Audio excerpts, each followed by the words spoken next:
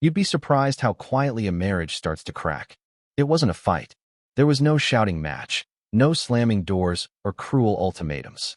It was more like a slow leak, air slipping out of a balloon we both pretended was still full.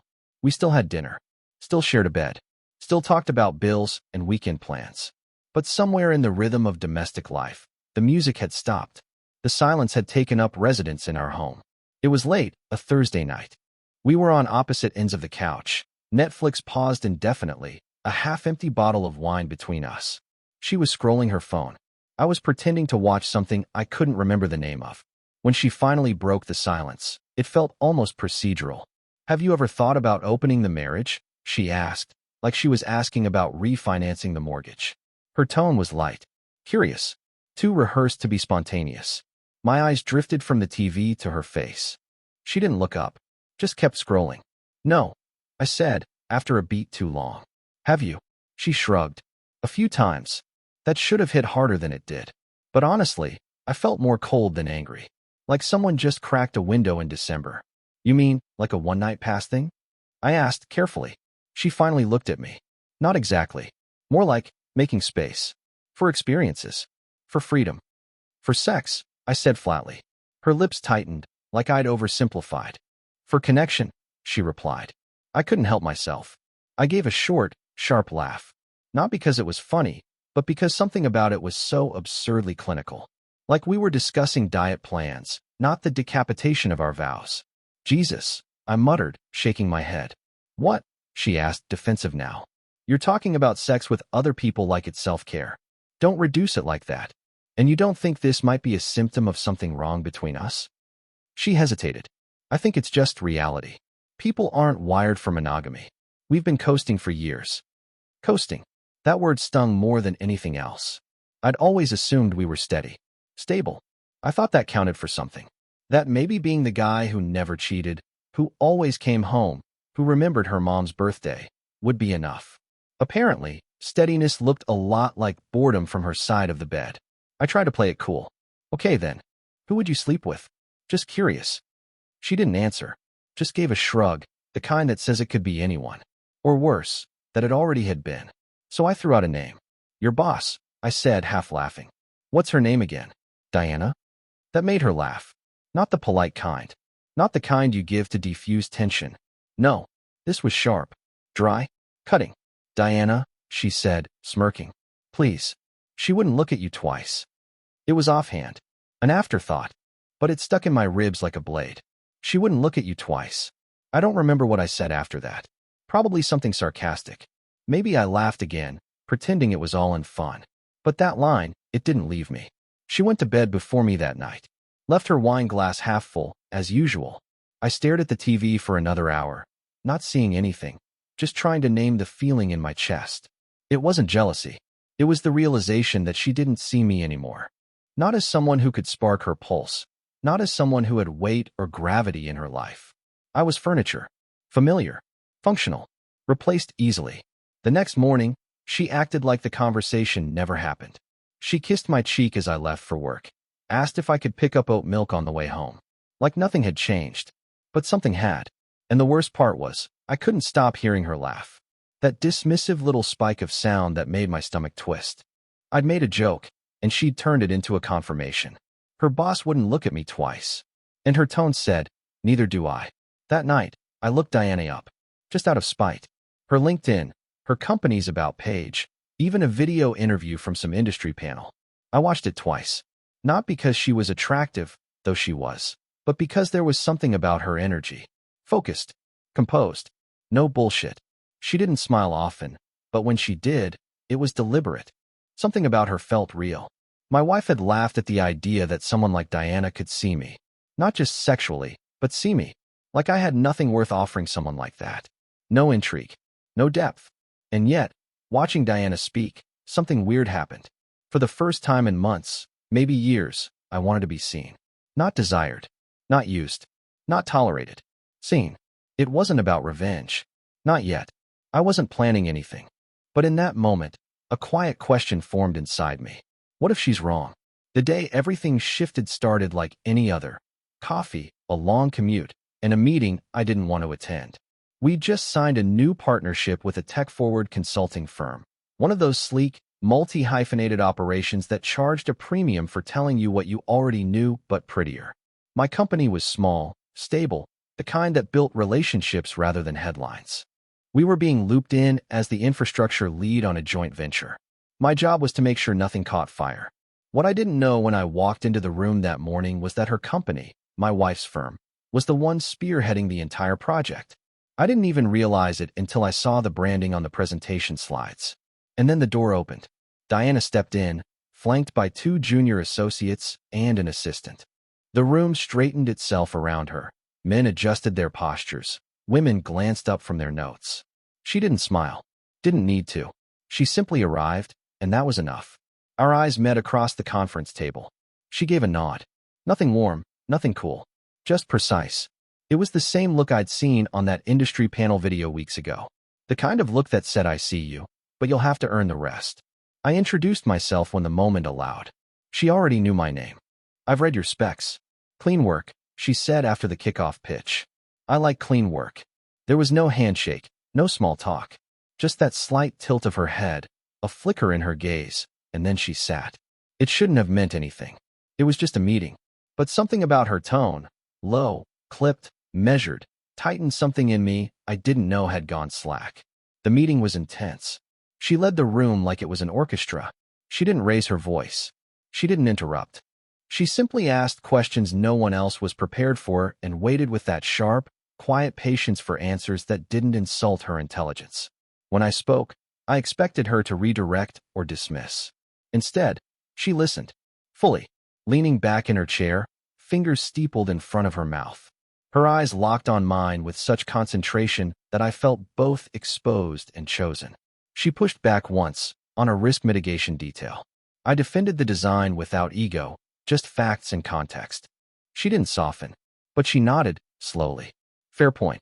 Coming from her, it felt like applause. The rest of the room dissolved into background. Just voices and diagrams and passing coffee cups. When the meeting ended, people started to gather their things. I was reaching for my tablet when her voice cut through the buzz. "Mr. Rhodes," she said. Not loudly, but clearly. I looked up. She was still seated, eyes on me. "Would you stay back for a moment? One point I want to clarify." It was nothing unusual, perfectly within bounds. I nodded. Of course. The others filed out. No one questioned it. Why would they? When the door clicked shut, the energy in the room shifted. Diana stood and walked over to the whiteboard, marker in hand. There's a redundancy in the data exchange protocol. It's subtle, but it's there. She drew a tight diagram. I stepped beside her, pen in hand, circling one of the links in the chain. "Built in on purpose," I said. "Fail-safe for load balancing. If one node drops, traffic reroutes automatically." She didn't respond immediately, just stared at the diagram, then at me. "I assumed it was accidental," she said after a pause. "It's not." Silence. I could hear the air conditioning kick on, a soft mechanical hum. She capped the marker, turned, and leaned back against the board. Her eyes scanned my face, studying, assessing. Not flirting. Not exactly. "Most people explain with volume," she said. "You didn't. I appreciate that." I shrugged. "I don't think shouting makes you more right. More people should figure that out," she murmured. Another silence. But this one wasn't empty. It was charged. Like something had been said without words, and we were both pretending we hadn't heard it. "Thank you, Mr. Rhodes," she said, standing straight. "Call me Evan." Her eyes lingered for a fraction too long. "Evan." Then she walked to the door and held it open, not as an assistant, but as someone dismissing class. I nodded and stepped past her. Her voice stopped me halfway through. "You'll be the primary point of contact on this moving forward. I want streamlined communication." I turned. "All right. I'll have my office set it up by end of day." "Looking forward to it," I said. She didn't smile, but something in her expression, barely visible, shifted. Approval? Curiosity? Something with edges. I left the room, heart beating a little too fast, palms dry but tingling. At home that night, my wife didn't ask about the meeting. She didn't even ask how my day went. She was on the couch, scrolling again, some reality show on in the background. I opened my mouth to mention it, maybe as a neutral anecdote. But I remembered her laugh. That sharp, dismissive, "she wouldn't look at you twice." So I said nothing. Instead, I sat across from her and scrolled through my own phone, pretending to care about football scores and news alerts. All while one name kept echoing through my mind. Diana. Not the woman my wife mocked. The woman who listened. 2 weeks into the partnership, I stopped checking the clock before our meetings. It wasn't deliberate. At first, I thought it was the pressure of the work, tight deadlines, overlapping scopes, multiple teams fumbling over each other to impress. But that wasn't it. I've been under pressure before. This was something different. It was her. Diana. We started working together more directly. She'd requested it without fanfare, her assistant sending a succinct email. Per Ms. Voss's direction, all infrastructure-related queries and coordination will now route through Evan Rhodes. Just like that, I was her point man. Everyone else filtered up through me. At first, I thought it was about efficiency. Then I realized it wasn't that simple. It was about trust. We didn't waste words. There were no pleasantries, no forced smiles. I'd email her a revised framework. She'd reply with 3 bullet points and a correction that was always, infuriatingly, right. I'd push back when I disagreed, and she never took it personally. She liked the tension. Expected it, even. Once, during a review session, I told her flatly that one of her team's assumptions would collapse under scale. Her eyebrow rose just slightly. Show me. I did. She didn't argue. Just stared at the screen, then nodded once. You're right. I'll address it. No flattery. No defensiveness. That was the moment I realized something that felt bigger than professionalism. She respected me. And God help me, that was more intimate than anything I'd felt at home in months. We didn't flirt. Not exactly. But there were moments.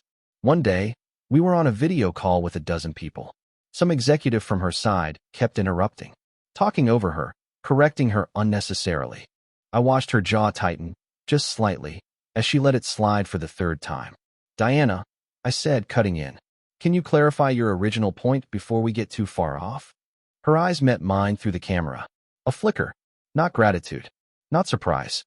Just recognition. Later that day, she called me directly. No assistance. No scheduling. Thanks for earlier.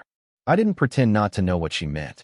Didn't seem right, him talking over you like that. There was a pause on the line. I could almost hear her weighing the next words. It happens more often than you'd think. I waited. I let it happen sometimes, she said finally. So I can see who notices. My pulse kicked. I swallowed. And I noticed, she said, then hung up. That night, I sat across from my wife while she scrolled through her phone and told me, half laughing, how her coworker's new boyfriend had an embarrassing tattoo. I nodded, made the right noise at the right time. She didn't ask about work. Or Diana. She hadn't once mentioned her. And a part of me wondered if that was strategy or just disinterest. The next day, Diana's assistant stopped me in the lobby after a cross-team huddle. She's restructured the work stream. You're being added to the architecture planning group directly. I blinked. That's handled internally on your side. Not anymore, the assistant said, then smirked. She says your brain's cleaner than theirs. I laughed, then caught myself. Later that afternoon, Diana pinged me. You free at 4:30? Room 314. Bring the B2 deck. No salutation. No punctuation. I found myself smiling. I arrived 2 minutes early. She was already there, coat off, sleeves rolled, standing at the whiteboard. She looked over her shoulder as I stepped in. Closed the door. Again, nothing suggestive in her tone, but it still landed in my chest. I closed it. She gestured for me to come closer, eyes still on the whiteboard. What do you see? She asked. I studied the diagram. Too many dependencies in layer 2. You're risking a bottleneck. She didn't look at me, just handed me the marker. Fix it. For the next 30 minutes, we redrew the architecture side by side. Our arms brushed once. Accidental, but neither of us stepped away. She smelled like leather and eucalyptus. Her fingers were ink-stained from the marker. Her hair was pulled into something between a twist and a knot, strands falling loose. There was no music, no script, just our breathing, our quiet corrections, our mutual focus. It was the most connected I'd felt to another human being in a long time. And yet, still, nothing inappropriate happened. When we wrapped, she stepped back to admire the board. I could feel her heat behind me. You didn't ask for permission, she said. I turned. To what? Redraw my structure. I shrugged. You told me to fix it. She nodded slowly. Most people wouldn't have. then most people don't take the invitation seriously. That made her eyes lift, just a bit. I like working with you, she said, simply. I like working with you too. She held my gaze for 1 second longer than she needed to, then stepped back. That'll be all, Mr. Rhodes. There was no smirk, no grin, but something tightened in her jaw, like she'd stopped herself from saying more. As I left the room, I noticed something else. Her hand lingered on the marker, still, gripping it like it was anchoring her. And in that moment, I knew. Respect had lit the first spark. It started with meeting requests. Just a few at first, strategy reviews, alignment calls, model breakdowns. But before long, Rhodes and Voss were being linked together in calendar invites more often than not. No one questioned it. Diana had a reputation for intensity, not favoritism. And I wasn't the kind of guy anyone expected to stir rumors. But I felt the shift long before anyone else could name it. We'd stopped sitting across from each other in meetings. Now we sat side by side. Our email threads lost their stiffness. One-liners turned into shorthand. Bullet points became bold statements, then quiet concessions. She challenged. I pushed back. Neither of us blinked. And somewhere in the margins of all that momentum, something unspoken started to move. One Thursday, we ended up working late. What began as a simple review turned into a deep dive into the system's fault tolerance plan. We were in the smaller glass conference room, the kind no one books past 6 p.m. The rest of the floor had emptied around us, lights dimmed, outside windows reflecting the city in cool blue streaks. She was at the far end of the table, her jacket slung over the back of her chair, heels kicked off, legs crossed beneath her. I'd loosened my tie hours ago. My laptop fan was humming low between us. The silence was comfortable. You always this obsessive? She asked, breaking it without looking up. Only when I care about getting something right. She nodded slowly, scanning the screen in front of her. I'm the same. I looked at her, really looked. The sharp lines of her profile, the way her fingers tapped a rhythm against her notepad when she was thinking. Her hair was looser than usual. Stray strands caught the light in soft amber arcs. You ever turn it off? I asked. The precision? She didn't smile, but her voice went quiet. No, I don't think I know how. That landed heavier than I expected. Must be exhausting. She glanced at me then, and for the first time, something cracked. Not her composure, never that, but a softness around the eyes. An unguarded stillness. It is. Neither of us said anything after that. Not for a long stretch. Eventually, she stood and came around the table to peer over my shoulder. I was mid-sentence in a documentation draft. Her hand landed on the back of my chair as she leaned in to read. Her voice was close, low enough that I felt the syllables more than heard them. Change intended to design. Stronger language. I nodded, adjusted the line. When I leaned back slightly, her arm brushed mine. She didn't move, and I didn't apologize. That one touch, a simple, accidental connection, sent heat crawling up the back of my neck. She didn't seem fazed. But she didn't move away either. That moment stretched, became something else. Eventually, she stepped back and crossed her arms. Send me the final draft when you're done. Will do. She paused in the doorway, one hand on the glass handle. Good work tonight. Thanks. Then, like a switch flipped, she was gone. No lingering, no backwards glance. But the room still felt full of her. The next week, we had another late meeting, this time her idea. Just an hour, she'd said. But we both knew what that meant by now. Strategy bleed, process cleanup, language refinement. We were building something together, and it wasn't just code. We spoke less in those sessions. Not out of awkwardness, just a growing familiarity. I knew when she was about to ask for something before she did. She anticipated when I'd spot a flaw. Her hand would reach for a file at the same moment I moved to pass it. Once, our fingers brushed as we exchanged a printout. Neither of us said sorry. Neither of us smiled. But we both felt it. Another time, we both reached for the same pen. Our hands closed around it together. Her skin was warm. Her grip was firm, and she didn't let go right away. That time, she did smile, but faintly. A private smile, like she was amused by herself for noticing, or amused by me for not backing off. You can keep it, she said, releasing it. I did. At home, my wife barely looked up when I came in. You eat already? She asked, eyes on her phone. No, I said. She didn't offer to heat anything. I didn't ask. She got up eventually, said she was tired, and left her wine glass on the table. As I cleaned it, I realized she hadn't kissed me in 6 days. Maybe longer. The next morning, I was in the office early. Diana was already there, coffee in hand, heels echoing softly against the tile. She didn't say good morning. She just handed me a binder and nodded toward a small breakout room. No one else joined us. The meeting was sharp, focused. We disagreed twice, negotiated once, and aligned without ego. That was our rhythm now. At one point, she leaned across me to tap a number on the spreadsheet I'd been working on. Her blouse shifted slightly, and I caught the scent of her perfume. Clean, subtle, but warm, like skin and spice. Her arm grazed mine. This time, it wasn't accidental. Neither of us pulled away. We didn't kiss. We didn't touch more than that. But I left that room with a thrum under my skin that didn't fade for hours.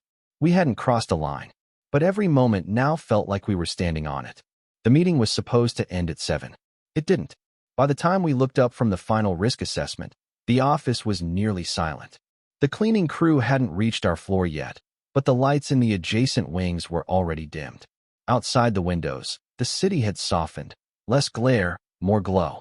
Diana closed her laptop with a decisive click and leaned back in her chair. Everything important's done, she said. Everything else can wait. I checked my watch. Guess that makes this unofficially after hours. She considered that for a moment. It does. Neither of us moved to leave. She stood first, walked to the window, and stared out at the skyline like it was a puzzle she'd already solved and was now bored of admiring. I skipped lunch, she said, almost absently. And dinner. I hesitated. There's a place still open across the street. Nothing fancy. She turned, one eyebrow lifting slightly. You're offering? Yes. A pause. Then a nod. All right. We ate in the conference room. Thai takeout in white cartons, chopsticks balanced on printed reports. The setting should have felt ridiculous. 2 executives hunched over noodles and spreadsheets. But it didn't. It felt earned. For a while, we talked shop. Habit. Safe ground. But eventually the conversation slowed, drifting the way it does when no one's watching the clock anymore. She picked at her food, gaze unfocused. You ever get tired of carrying it? She asked quietly. Carrying what? All of it. She gestured vaguely. The expectations. The decisions. The assumption that you'll always be the sharpest one in the room. I thought about it. Sometimes. She exhaled through her nose, something close to a laugh. People think power is intoxicating. And it's isolating. She met my eyes. Men resent it. Some of them hide it. Some don't bother. I stayed quiet. They either want to challenge me, she continued, or conquer me. Very few actually want to stand beside me. That was the first time she sounded tired. Not annoyed. Not guarded. Just human. I leaned back in my chair. That sounds lonely. It is, she said simply. The word hung there between us. She looked at me then, really looked.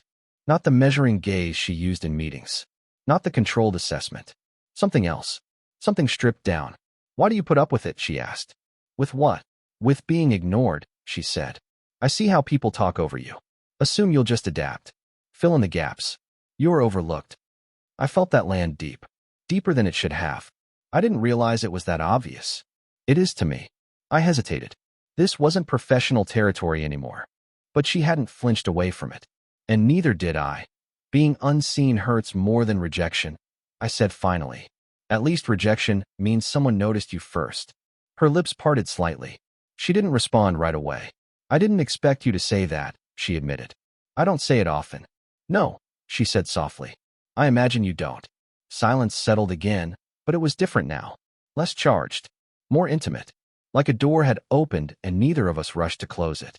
She pushed her food away and folded her hands on the table. You know what scares me, she said.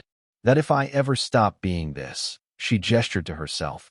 There's nothing underneath anyone actually wants. I frowned. That's not true. Her eyes sharpened. You don't know that.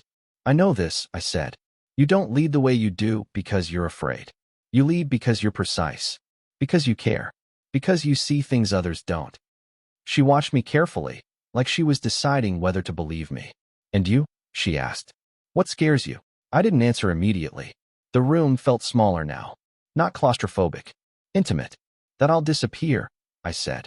That one day I'll realize I've been present for everything and essential to nothing. Her expression shifted then. Not pity. Something closer to recognition. That won't happen, she said. You can't promise that. No, she agreed. But I can tell you that you don't disappear in rooms I'm in. Something in her voice broke the last of the distance. She stood, walked back to the window. I joined her without thinking. We stood shoulder to shoulder, close enough that our arms brushed. I don't let people see this side of me, she said quietly. I know. She turned her head slightly. Why do you think I let you? I met her gaze. Held it. Because I don't need anything from you. That did it. For the first time since I'd known her, her armor cracked completely. Just for a second. Enough for me to see the woman beneath the role. Strong, yes, but also tired, thoughtful, and deeply alone. She didn't touch me. Neither did I. But when she looked at me then, without the mask, without the distance, I felt it, clear and undeniable. This wasn't about sex. Not yet. This was about being seen. And once that happens, there's no going back. The invitation came on a Tuesday. I was at my desk when the email popped up. Subject line, Investor Gala, RSVP required. I almost ignored it. My name was on a dozen distribution lists. But when I opened it, I saw her name right at the bottom. Diana Voss, Chief Strategy Officer. +1 required for executive visibility. I'd barely finished reading when my phone lit up. Internal call. No caller ID. Her voice came through, calm and clipped. You got the invite. I did. She paused. They're expecting a public show of alignment. I'd prefer you attend with me. My throat went dry. Like, attend with you? As my counterpart on the partnership. Optics matter. Right? Optics. A beat of silence. Then, a softer tone. You don't have to if it's complicated.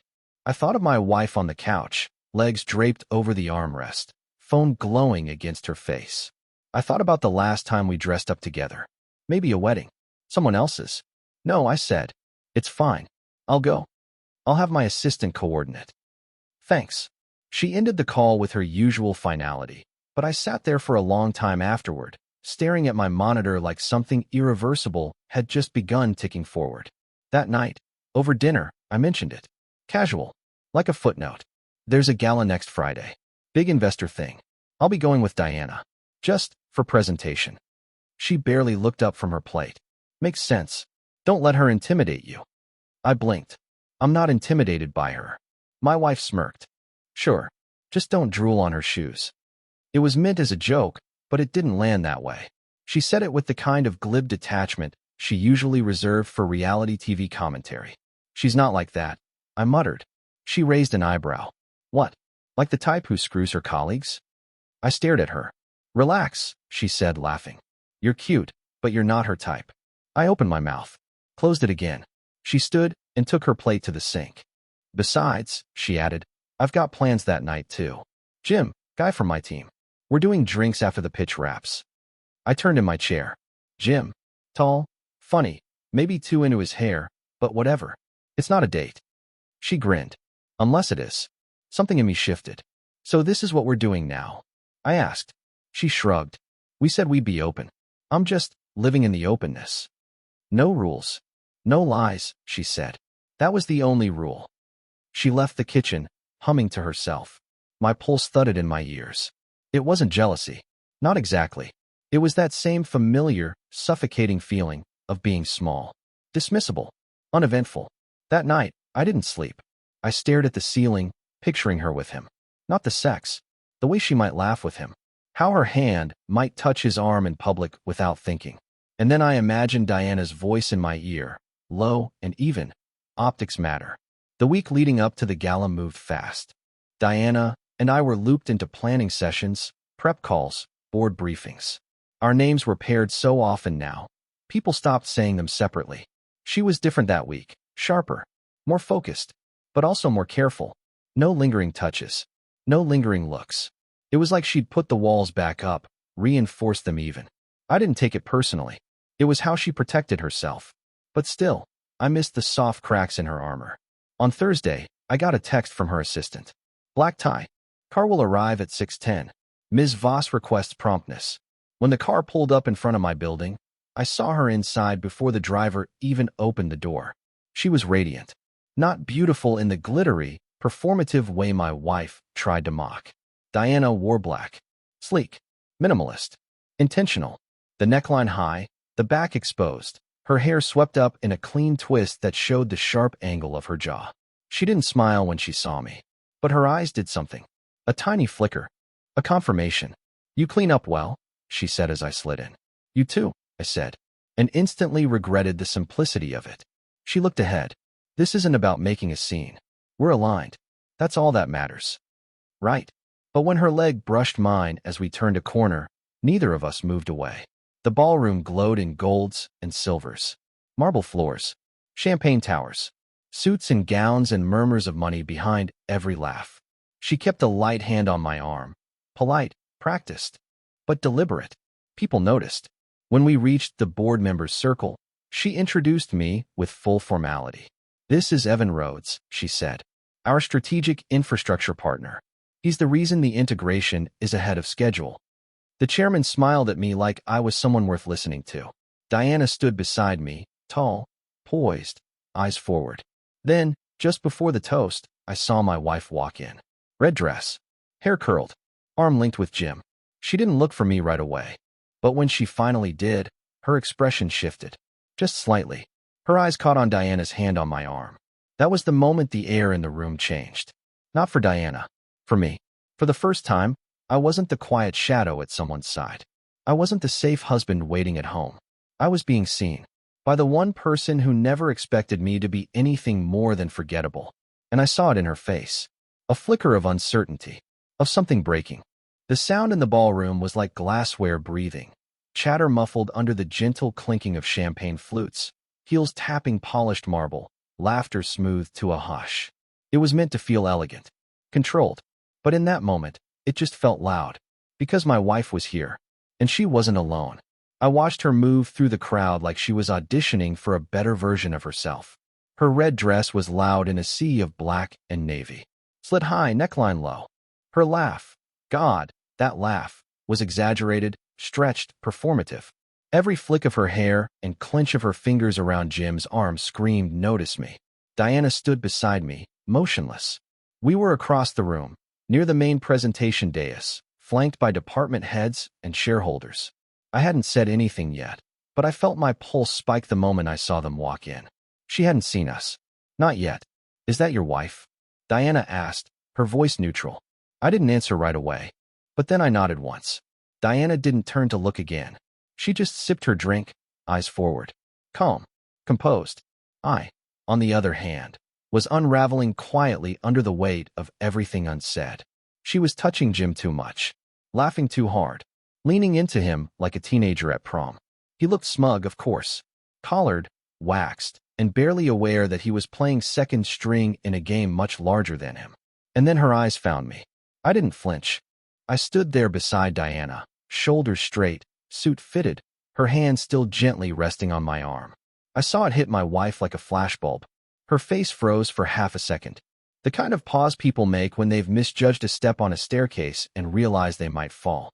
She recovered quickly, lifted her glass, smiled from across the room. But it was tight, controlled, because she'd noticed Diana. And she noticed the way Diana touched me. Not flirty, not overdone, just present, comfortable, like I belonged beside her. Diana didn't squeeze my arm for show. She didn't look to see if my wife was watching. That was what made it devastating. She wasn't performing. She had simply chosen me. Later, as we moved between introductions and soft applause, Diana stepped a fraction closer, turning toward a group of executives. She gestured toward me as she spoke. Evan's team built the reliability model behind the redundancy stack. No errors since simulation began. They nodded. One reached to shake my hand. Another leaned in to say, "Sharp work." Diana's hand rested lightly on my back, professional, deliberate, and I caught my wife watching again. She was across the room now, seated with her date at one of the secondary tables. Not laughing anymore, not touching. Her posture was stiff, her eyes sharper, following Diana like she was trying to decode the architecture of her presence. When Diana leaned in and said, "You handled that exactly how I hoped you would," my wife's gaze dropped, like she'd been slapped through glass. I slipped away during the dinner, needed a moment to breathe. The garden terrace was mostly empty, just a few scattered smokers and one executive on a heated call. I leaned against the railing, letting the night air cool my skin. I wasn't proud of how it felt. That strange satisfaction, Vindication, maybe. Seeing her squirm. Watching her realize that she wasn't the only one who could shift the dynamic. But beneath that, something quieter pulsed. I didn't feel small anymore. I heard the soft click of heels behind me before she spoke. Too loud in there. Diana asked. I turned. She was holding 2 glasses of water. No champagne. Just water. I figured you'd need something that doesn't make your head buzz, she said. I took one. Thanks. She leaned beside me on the railing, her profile calm under the glow of the string lights above. I didn't do any of that for show, she said quietly. I know. She turned to me. But I also knew she'd be here. I nodded. She's watching you differently now. I noticed. Diana looked out at the skyline. Let her. For a long time, we stood in silence. Not touching. Not pretending. Just breathing in the cool air of a night that felt like it belonged only to us. I don't like games, she said. I know. I don't start things I can't finish. I know that too. She sipped her water. But I also don't chase people who don't know what they want. I looked at her. I know what I want. A pause. Good, she said. The door opened behind us. Voices. Music. We both turned slightly, just enough to see my wife stepping onto the terrace. Alone. Jim wasn't with her. She froze when she saw us. Diana didn't move. Didn't acknowledge her. She just leaned a little closer to me, her voice low and steady. You ready to go back in? I didn't look at my wife. I looked at Diana and nodded. As we walked past her, Diana said nothing. I said nothing, but my wife stepped aside. That was the first time I saw the flicker of fear in her eyes, not of losing me, but of finally realizing that someone else saw me first. When the spotlight hit the stage, the room quieted like it had been trained to obey. One of the senior partners from Diana's firm stepped up to the podium, his voice polished and smooth, delivering the kind of speech that passed over a room like glass, reflective but rarely remembered. He thanked investors, acknowledged quarterly projections, and waxed on about synergy in a way only executives could. I stood to the side of the stage, near the reserved section for presenters. Diana was beside me, poised but still, her eyes trained forward. Her fingers brushed mine once as she adjusted the fold of her clutch. It wasn't deliberate, but it wasn't innocent either. Then came the line that changed the temperature of the room. And of course, none of this would be possible without the architectural precision and infrastructure strategy provided by Rhodes and Company. Heads turned. Slowly. The spotlight didn't shift, but every eye in our section did. Diana stepped forward, not onto the stage, but just into the edge of the light. She didn't take the mic. She didn't need to. Her voice cut through cleanly. Rhodes and Company not only met our expectations, they reshaped them. They delivered under pressure, ahead of schedule, and without compromise. That's not just collaboration. That's leadership. The applause was real. Not thunderous. Not performative. Real. It started slow, then built as people processed that she had just publicly tied herself, not her firm, to me. To my work. To my name. She turned slightly, just enough to glance back at me. Her eyes met mine with a quiet, steady gleam. Not pride. Not affection. Respect. And something just beneath it. Desire, maybe. Or the acknowledgement of a decision already made. I felt it in my chest. The applause continued as we returned to our seats, the buzz around us shifting in tone. Less chatter, more speculation. No one had expected that. Diana Voss didn't share credit. She didn't elevate outsiders. Unless they mattered. From across the room, I felt the stare before I saw it. My wife. Still in red. Still seated. But no longer smiling. Jim was gone. Probably somewhere avoiding the weight of what was now obvious. He was never the story. She looked at me like she didn't recognize the man standing beside Diana. And maybe she didn't. Later, after dinner, Diana pulled me aside again. Not to a back room. Not to a secluded hallway. Just the far edge of the terrace, under soft lights and low music. I meant what I said, she said, her voice low. I know. I wasn't supposed to say it that way. The speech was coordinated. I smiled. Couldn't help yourself? She looked at me. You handled the room exactly how I hoped you would. No performance. No posturing. Just presence. Praise from her didn't come easy. That made it intimate. Dangerous. I stepped closer, not because I meant to. Just because the space between us had stopped feeling like a boundary. She didn't move. You've done this before, I said. What? Taken someone under your wing. Built something with them. Yes, she said, without flinching. And have you ever? I stopped. Her head tilted slightly. Crossed the line. I nodded. Her voice dropped. Once. I swallowed. And it ended badly. Because I thought he was ready. She looked at me fully now, eyes scanning mine for something. I don't do mistakes, she said. Only decisions. I nodded slowly. And this? She didn't answer with words. Just reached up and smoothed a line on my lapel. Her fingers stayed a second too long. Her thumb brushed my collarbone. Then she stepped back. Not far. Just enough to breathe. Let me know when you're ready to decide. Then she left me there, alone in the quiet hum of city light and crystal echoes. Back inside, my wife found me. Of course she did. She waited until Diana was across the room, then appeared at my side like a ghost in silk and bitterness. So, she said. So, that was quite a moment. It was. She smiled without warmth. She's impressive. I didn't reply. She moved a little closer. Is it real? What? This thing. Whatever you're doing with her. I didn't lie. It's not a game, if that's what you're asking. She studied me. You were never that good at hiding things. But this is new. What is? The way you stand now. Like you know exactly who you are. I looked at her. I do. She blinked. I expected anger. Or tears. But what came was worse. Disbelief. You're not supposed to be the one who walks away, she whispered. You're supposed to wait. I didn't say anything. Because we both knew that's exactly what I'd done for years. Waited. Until someone saw me. Until I saw myself. And now? There was no waiting left. The kiss didn't come in a burst. It arrived slowly. Deliberate. Unrushed. But that made it more dangerous. We had been in the office for hours. Another late meeting that bled past 9. The formal partnership was stabilizing, and our roles were slowly shifting from building to refining. Fewer late-night fires, more cleanup. But still, Diana insisted on alignment sessions. She never called them dates. Never softened the language. But she chose the room with no windows and locked the door behind her. That night, we didn't even open our laptops. She stood at the head of the table, arms crossed, watching me with a different kind of stillness. I sat, waiting. You've been quiet, she said. I nodded. A lot's shifting. Your wife. Not my wife anymore, I said. Not really. We just haven't signed the papers yet. Her eyes flicked over me. Does she know that? She does now. Silence stretched. She's not the reason you're here, Diana said, walking toward me. Is she? No, I said. She was the beginning, not the reason. Diana exhaled slowly, something like tension rolling off her spine. I've been waiting for you to say that. She walked behind my chair, slow, calculated. Her fingertips grazed the back of my neck, barely a touch. But it might as well have been fire. I closed my eyes.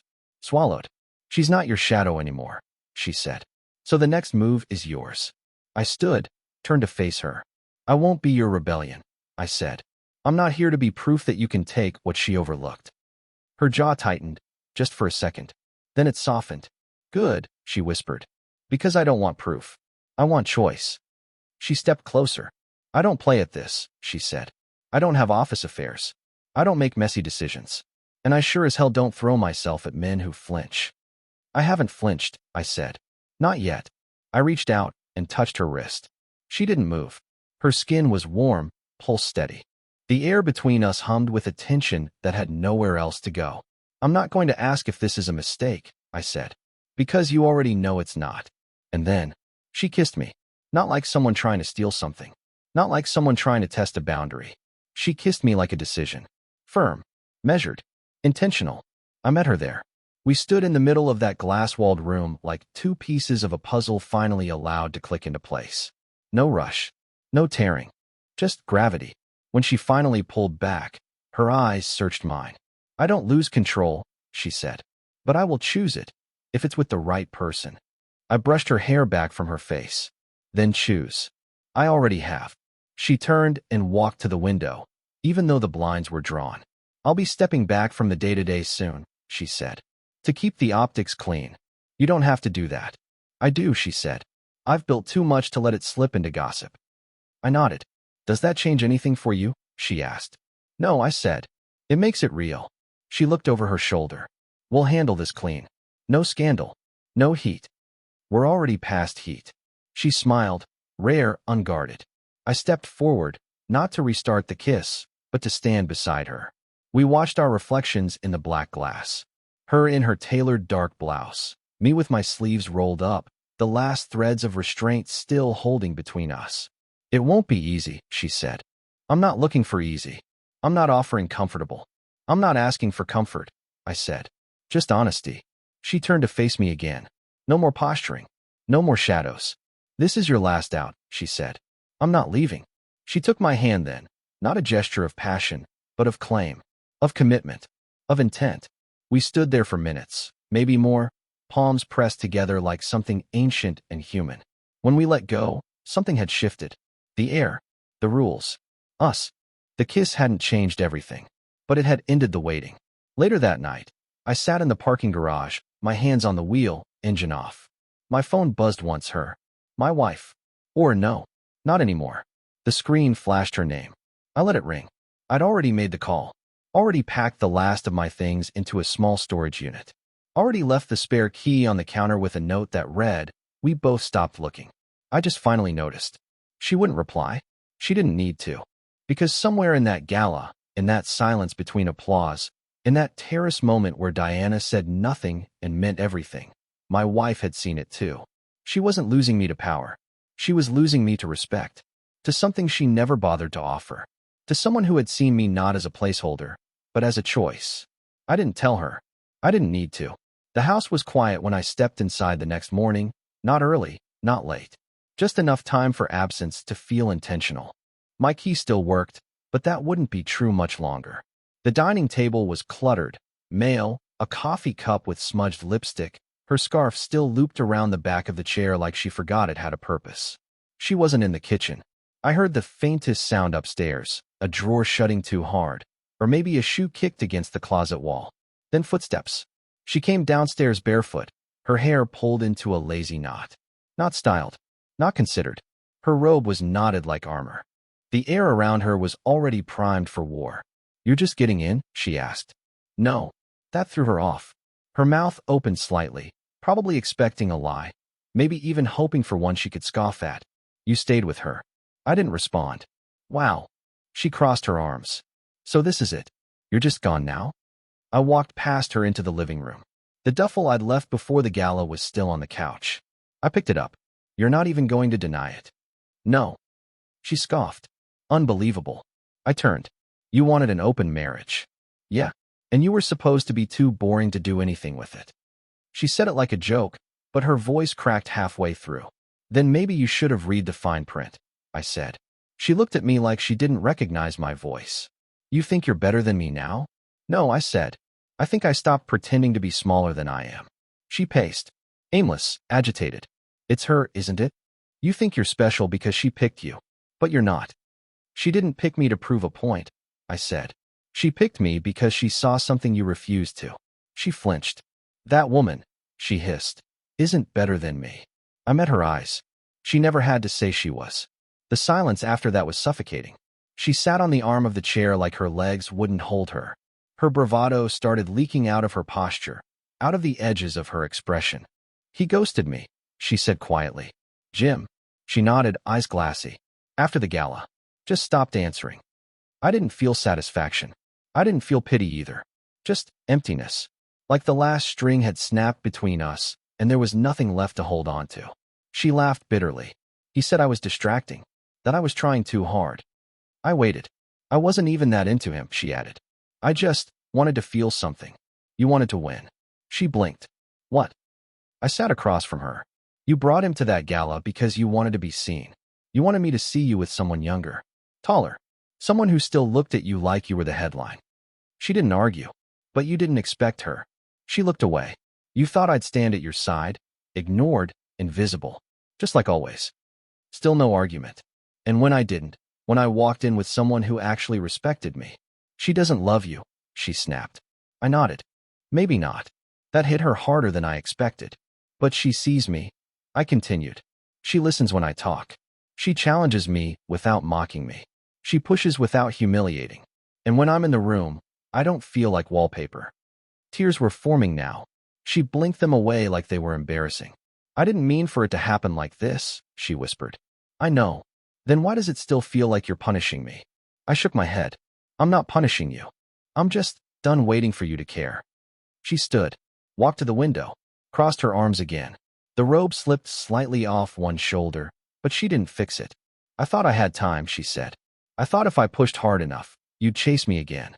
I stopped chasing when I realized I was the only one running. She didn't turn around. You still love me? She asked. I hesitated. I don't know. She wiped her face. You don't sound angry. I was. But now I just feel free. She nodded, like she'd expected that. What do we tell people? She asked. The truth. She laughed bitterly again. That you left me for my boss? No, I said. That we left each other long before anyone else got involved. She turned back to face me. Will I see you again? Maybe, but not like this. Later that night, I moved into a temporary apartment downtown. Nothing fancy. White walls, a decent view, a quiet hum from the street below. It smelled like fresh paint and possibility. I unpacked slowly. Just the essentials. A book, a pair of mugs, my laptop, a photo of my parents I hadn't looked at in years. Then my phone buzzed. Unknown number. But I knew it was her. Diana, you settled in? Me. More or less. Diana, you feel different? I paused, looked around the room. Me. I feel like myself. There was a pause. Then, Diana, good. You were always worth choosing. Months later, I walked into the convention center like I belonged there. Not because of who I was with, not because of who was watching, but because I finally believed it. It was another industry event, one of those polished, over-designed networking spectacles where every handshake came with a half-rehearsed elevator pitch and every panelist had something to prove. I'd been to these before, ghosting behind other people's names, representing companies that barely remembered I existed. Not this time. I wore my own badge now. Evan Rhodes, co-founder, Rhodes and Voss Strategic. The name still felt surreal sometimes, but not undeserved. The partnership had formed cleanly, quietly. After Diana stepped back from day-to-day operations at her firm, she offered a bridge, full independence with retained equity. No drama, no headlines, just respect. That had been her condition all along. No mess, no games, no scandal. She kept her word. So did I. Now we walked into the event together, not holding hands, not clinging to each other like proof. We didn't need to. People noticed anyway. Not because of gossip, because of gravity. Diana wore a slate gray dress, high collar, sleeves tailored to her wrists, heels that didn't scream for attention but commanded it anyway. She didn't introduce herself. She didn't need to. Everyone knew who she was.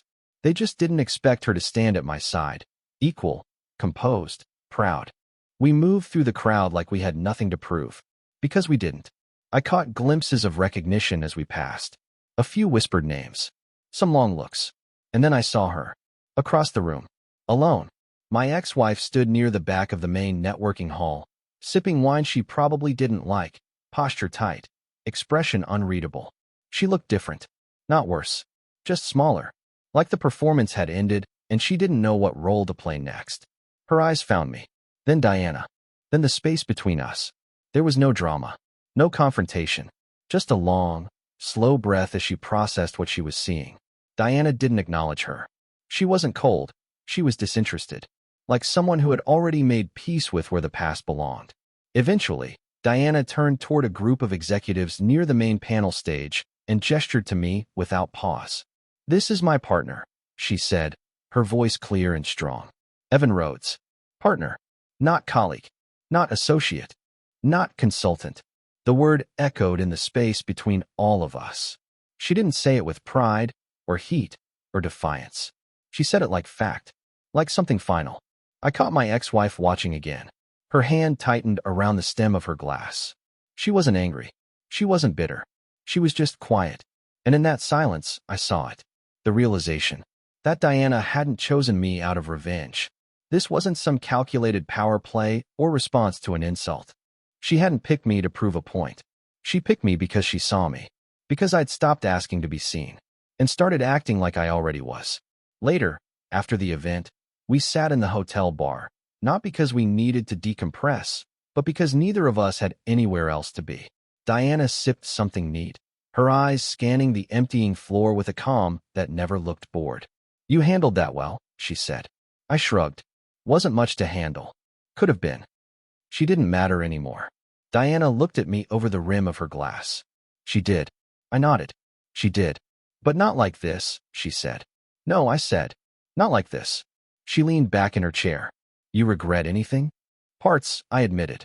But not the ending. She smirked. That's where we're different. I only regret the things I stayed in too long. I looked at her. And this? She turned her glass slowly in her hand.